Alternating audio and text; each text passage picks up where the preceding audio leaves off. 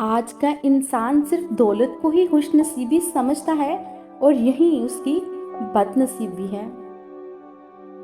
کچھ لوگ اللہ کو اس لیے تلاش کرتے ہیں کہ اللہ ان کے بگڑے کام سنوارنے والا ہے، اور اہل دل حضرات اس سے اللہ کا قرب مانگتے ہیں کہ ان کو قرار ملے، تسکین حاصل ہو، اطمینان نصیب ہو۔ خوف کی عبادت اور ہے اور سجدہ شوق اور۔ انسان کسی کو شریک زندگی بنانے سے پہلے اس کے حال اور ماضی کو دیکھتا ہے، لیکن یہ بھول جاتا ہے کہ اس کی رفاقت میں اس نے مستقبل گزارنا ہے۔ کامیاب ازدواجی زندگی اللہ کا احسان ہے۔ اللہ کہتا ہے کہ ہم رزق دینے والے ہیں۔ جب آپ کو یہ یقین آ جائے کہ رزق دینے والا وہ ہے، تو پھر وہ آپ کے یقین کو کبھی نہیں جھٹلائے گا۔ وہ شخص مر گیا جو کسی کے دل میں نہ رہا۔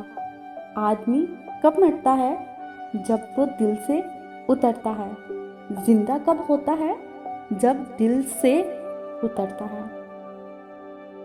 رحم اس فضل کو کہتے ہیں جو انسان پر اس کی تمام خامیوں کے باوجود کیا جاتا ہے۔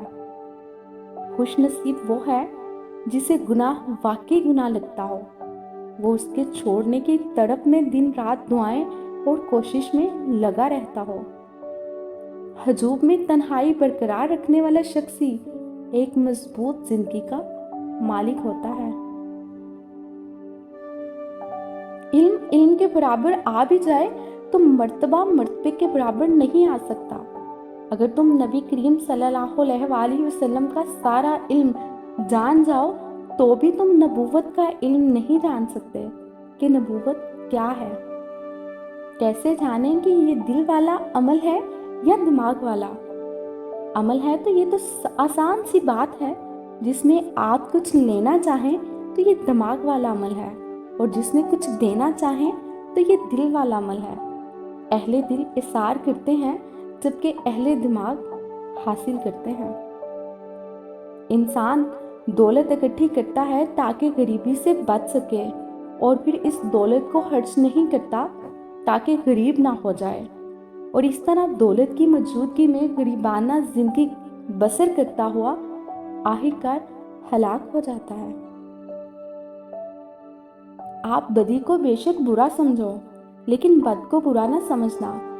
بد آدمی بیمار ہے۔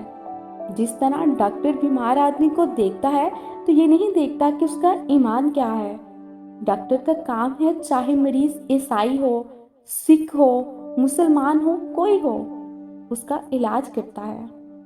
ڈاکٹر نے اس کا علاج کرنا ہے۔ میں یہ کہہ رہا ہوں کہ بدی بھی ایک بیماری ہے۔ بدی اس کا پسندیدہ عمل نہیں ہے۔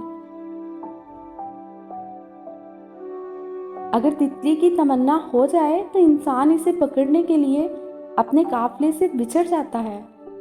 اسی طرح اگر اللہ کی تمنا ہو جائے تو ہر خیال ختم ہو جاتا ہے۔ نبی کریم صلی اللہ علیہ وآلہ وسلم کے پاس جاؤ تو وہ اللہ کا تعارف کرواتے ہیں، اور اگر اللہ کے پاس جاؤ تو وہ نبی کریم صلی اللہ علیہ وآلہ وسلم کا تعارف کرواتے ہیں۔ اس راز کا خلاصہ یہ ہے کہ زمین سے آواز آتی ہے لا الہ الا اللہ، اور آسمان سے واپس آواز آتی ہے محمد رسول اللہ۔ آپ کے سانس گنتی کے مقرر ہو چکے ہیں۔ نہ کوئی حادثہ آپ کو پہلے مار سکتا ہے، نہ کوئی حفاظت آپ کو دیر تک زندہ رکھ سکتی ہے۔ اللہ نے جسے طاقت دینا ہوتی ہے اسے پہلے تسلیم کا شعور دیتا ہے۔ اگر تسلیم نہ ملے اور طاقت مل جائے تو انسان فرعون بن کر مرتا ہے۔ یہ بات یاد رکھنا کہ اللہ راضی ہو جائے تو یہ ضروری نہیں ہے کہ آپ کو پیسے مل جائیں۔ عین ممکن ہے کہ راضی ہو کے سارا کچھ لے جائے۔ اس لیے اللہ کی رضامندی کو دنیاوی طور پر نہ دیکھنا۔ اگر آپ کا دل اطمینان میں ہے تو اللہ راضی ہے، اور دل پریشان ہے تو آپ سمجھو کہ اللہ راضی نہیں ہے۔ راضی رکھنے کا اصول یہ ہے کہ اپنے آپ میں تنہا بیٹھ کر یہ سوچا کرو کہ کیا آپ اللہ پر راضی ہو؟ اللہ پر راضی وہ انسان ہوا ہے جس نے اللہ سے کچھ نہیں لینا، مانگنا نہیں، بس ہم راضی ہو گئے جی، ہم نے ہاتھ اٹھا لیے دعا سے۔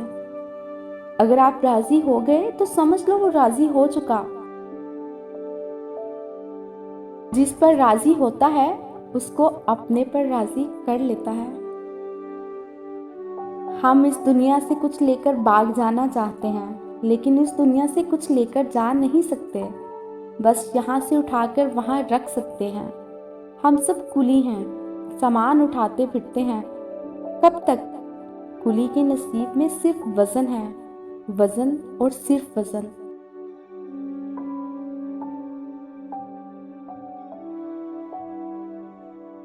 مقصد مر جائے تو انسان مر جاتا ہے، بے مقصد زندگی چاہے کتنی ہی طویل کیوں نہ ہو، موت سے بدتر ہے۔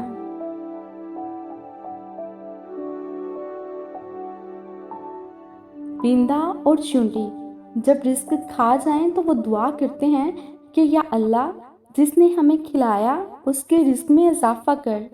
بات سمجھ آئی آپ کو؟ اس لیے جب رزق میں کمی آ جائے تو دانہ چونٹیوں کے بلوں میں لے جاؤ۔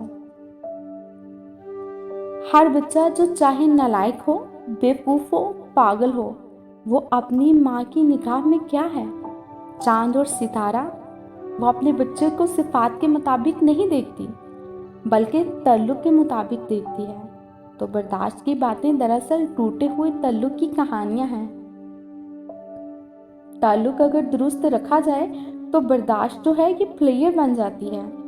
میں کہتا ہوں کہ تعلق اگر قائم رکھنا ہے تو جھگڑا نہ ہو، اور اگر تعلق قائم نہیں رکھنا تو پھر جھگڑا کس بات کا؟